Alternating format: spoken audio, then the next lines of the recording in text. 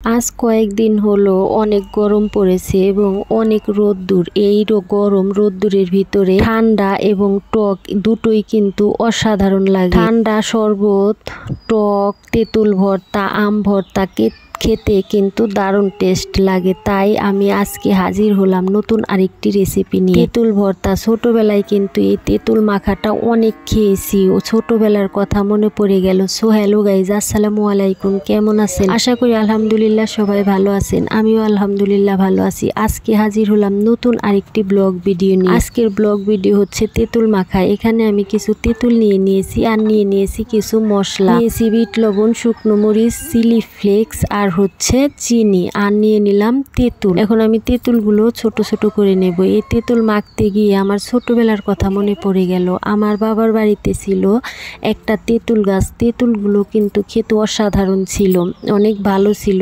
ছোটবেলায় সেই তেঁতুল গাছ থেকে অনেক তেঁতুল পেড়ে হাতে মেখে অনেক খাইতাম। খাওয়া শেষ হলে সেই তেঁতুলের খোসায় কিন্তু আমরা ভাতও রান্না করে খেয়েছি। কে কে এইরকম তেঁতুলের খোসায় ভাত রান্না করে খেয়েছেন ছোটবেলায় অবশ্যই কমেন্ট করে জানাবেন। এরপরে মনে পড়ে গেল লেবুর পাতার কথা। সেই জন্য আমাদের পুকুর পাড়ে ছিল একটা লেবু গাছ। আমি সেখান থেকে একটা লেবুর পাতা আনতে গিয়েছি। একটা পাতা ছিঁড়েছি, দেখি পাশে পিছনে একটা মাকড়সা। আমি তো ভয়ে পাতাটা ছুঁড়ে ফেলে দিলাম।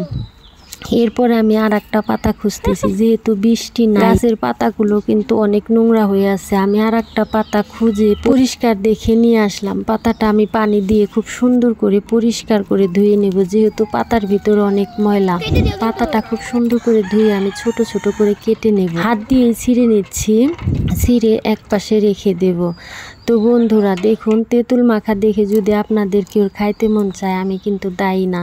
এখন আমি তেঁতুল মাখা করব। তেঁতুলগুলো ছোট ছোট করে নিয়েছি। তারপরে দিয়ে দিলাম বিট লবণ, এরপরে দিয়ে দিব পরিমাণ মতো একটু চিনি, তারপরে দিয়ে দিব শুকনো মরিচের গুঁড়া, আর তারপরে দিয়ে দিব চিলি ফ্লেক্স। এগুলো দিয়ে আমি খুব সুন্দর করে হাত দিয়ে মেখে নেব, চটকে চটকে মাখবো। তেঁতুল মাখা দেখে কি আপনাদের জিভায় পানি চলে এসেছে বন্ধুরা? আমার কিন্তু জিভায় পানি চলে এসেছে। তেঁতুল মাখা দেখলে কিন্তু সবারই জিভায় পানি চলে আসে বন্ধুরা। দেখুন, মাখাতে মাখাতে তেঁতুলটা একবারে আঠালো হয়ে গেছে, প্রায় কমপ্লিট, শেষের দিকে। এরপরে আমি দিয়ে দেব সরিষার তেল। সরিষার তেল দিয়ে আমি আরেকটু খুব সুন্দর করে মেখে নেব। যত ভালো মাখা হবে খেতেও কিন্তু মাশাআল্লাহ তত সুস্বাদু হবে। তেঁতুল মাখাটা কিন্তু অসাধারণ হয়েছিল, আমার কাছে অনেক ভাল লাগছে। এরপরে আমি দিয়ে দিলাম যে লেবুর পাতাটা ছোট ছোট টুকরো করে রেখেছিলাম, সেগুলো দিয়ে দিলাম। সেগুলো দিয়ে আমি আরেকটু হাত দিয়ে চটকে নেব।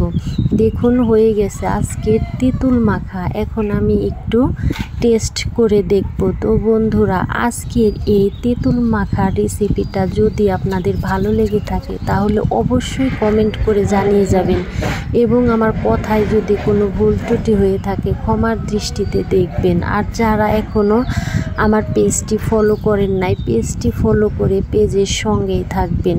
কথা বলতে বলতে দেখুন কমপ্লিট, আমি খেয়েও নিলাম। অনেক মজার হয়েছিল তেঁতুল মাখা। বন্ধুরা, ভিডিওটি কেমন লাগলো? যদি ভিডিওটি ভালো লেগে থাকে তাহলে অবশ্যই লাইক, কমেন্ট, শেয়ার করবেন। এবং আবারও বলতেছি, কথায় যদি কোনো ভুল ত্রুটি হয়ে থাকে ক্ষমার দৃষ্টিতে দেখবেন। আজ এই পর্যন্তই। সবাই ভালো থাকবেন, সুস্থ থাকবেন। আল্লাহ হাফেজ।